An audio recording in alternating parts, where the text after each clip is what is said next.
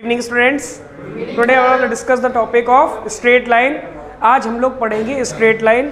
Class 11th का NCERT का chapter है और हम लोग इसमें सबसे पहले क्लास 10th में आपने पढ़ा होगा डिस्टेंस फार्मूला, सेक्शन फार्मूला, ठीक है। उससे पहले क्लास 9th में आप पढ़ चुके होंगे X axis, Y axis, coordinate, first quadrant, second quadrant, third quadrant, fourth quadrant, ठीक है। ये चीज़ें आप पहले डिस्कस कर चुके हैं।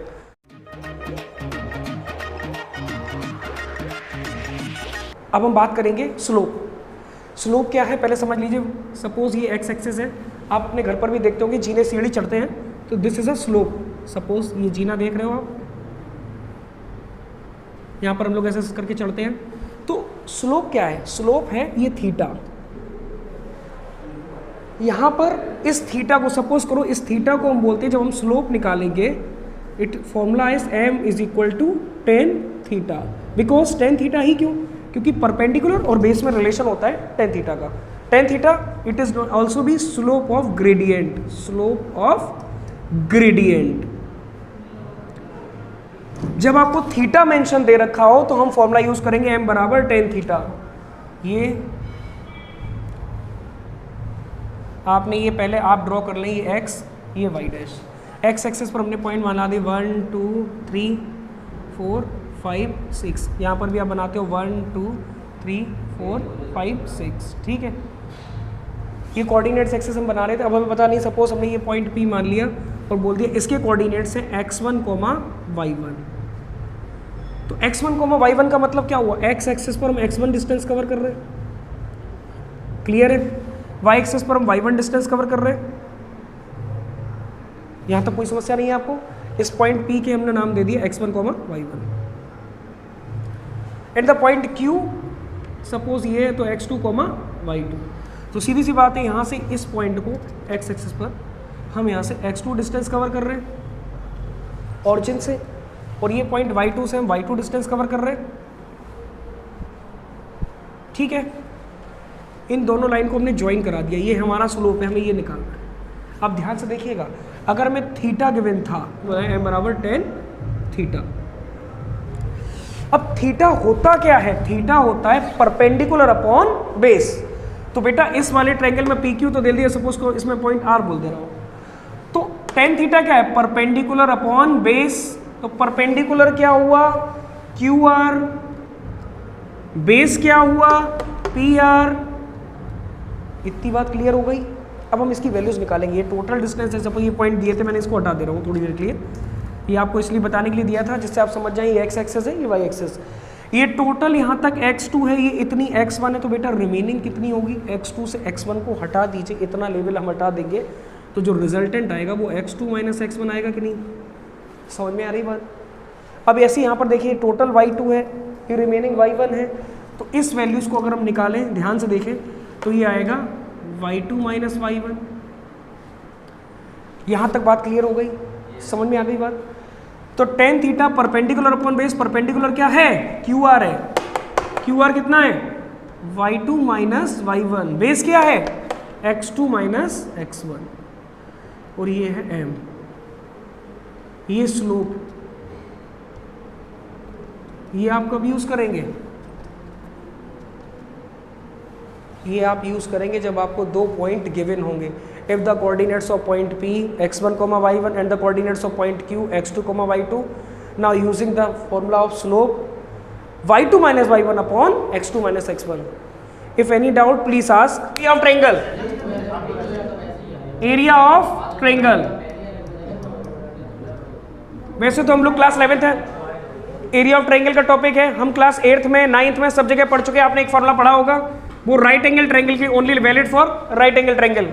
ये हाइट हो गई, ये बेस हो गई, तो आप क्या करते थे? Area of triangle 1/2 base into height. दूसरा फॉर्मूला क्लास 9th में आपने पढ़ा होगा जिसको हम बोलते हैं Heron's formula, ABC।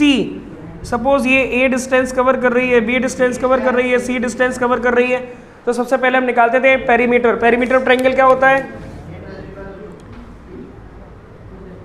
Perimeter of triangle sum of all sides, sum of all sides. तो a plus B plus c, it is denoted by 2s, where s for stand semi perimeter, यानी a plus B plus c is divided by 2। Clear है? s for semi perimeter, s semi perimeter हो गई।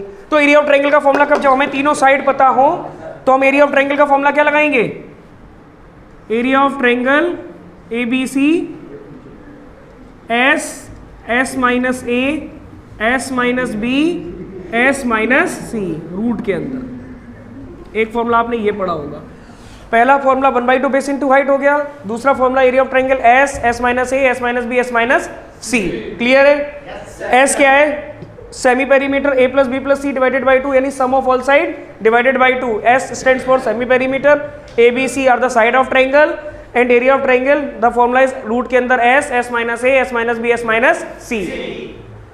अभी मैंने आपको बताया था कि जब आपको बेस और हाइट दे रखा तो एरिया का फॉर्मूला 1/2 बेस इंटू हाइट था।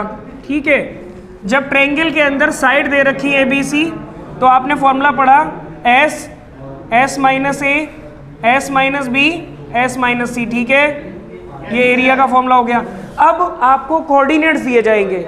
अभी जब बेस और हाइट दे रखी थी तो 1/2 बेस इंटू हाइट लगाया आपने, फिर एरिया का फॉर्मूला आपने लगा दिया। जब आपको साइड दे रखी थी ABC कंसीडर करने के लिए तो आपने S minus A S minus B S minus C लगाया। अब आपको सपोज कोऑर्डिनेट दे रखे हैं, क्या दे रखे हैं आपको? x1 y1 x2 y2 and x3 y3। अब हमें एरिया ऑफ ट्रायंगल को फाइंड आउट करना है। क्या करना है? एरिया ऑफ ट्रायंगल को फाइंड आउट करेंगे। ये coordinates of point A and the coordinates of point B and the coordinates of point C. Area of triangle, area of triangle 1/2 part of, याद करने का तरीका और बताऊंगा, 1/2 पार्ट ऑफ, यहां लिखेंगे x1 plus x2 plus x3, जो ये बीच में स्पेस देख रहे हो 23 31 12, याद कर लीजिए 23 31 12। 23 31 12 क्या है ये? यहां पर देखिए y2 minus y3 23, 31 y3 minus y1 12, y1 minus y2, 23 31 12। इस वाले फॉर्मूले से अगर आपका राइट एंगल ट्रायंगल हो, ये कोऑर्डिनेट्स दे रखे हो, तब आप ये फॉर्मूला लगाएंगे। इन केस साइड अगर दे रखी है तो आप ये वाला फॉर्मूला भी अप्लाई कर सकते हैं। बेस और हाइट दे रखा हो तो ये फॉर्मूला अप्लाई कर सकते हैं। In case the coordinates of point A x1 y1 and the coordinates of point B x2 y2 and the coordinates of point C x3 y3 by using the formula of area of triangle 1/2 x1 y2 minus y3 plus x2 y3 minus y1 plus x3 y1 minus y2। और ये modulus में होगा because area can not be negative. Modulus में value negative नहीं होती, no negative values. Clear है? यहां तक कोई समस्या? एक बार इसका भी स्क्रीनशॉट ले लीजिए, फिर हम आगे बात करें।